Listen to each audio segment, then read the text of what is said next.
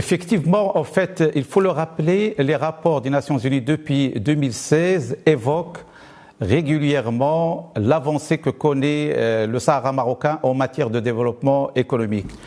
Et cela a été constaté de visu par le représentant du secrétaire général des Nations Unies, Koller, qui a visité la région en 2018 et qui a révélé lui-même en fait, ces évolutions notables que connaît le Sahara marocain en termes d'infrastructures, en termes de développement économique et social. Bien évidemment, le fer de lance de cette dynamique, c'est ce port qui a pris une partie de l'intervention du discours royal aujourd'hui, parce que c'est un port qui a une dimension, en fait, je dirais une dimension plus globale, qui est inclusive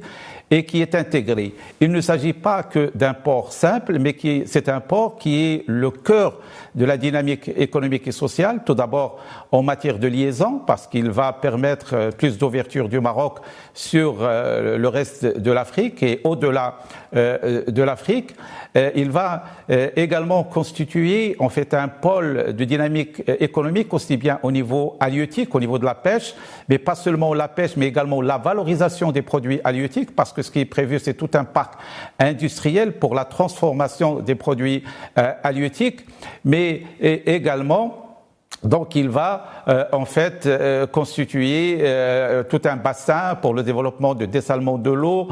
pour le développement de l'énergie renouvelable, etc. Donc c'est un port qui est un port stratégique et qui va en fait conforter un peu cette volonté royale de faire du Sahara marocain un pont entre le Maroc et le reste de l'Afrique. Et cette liaison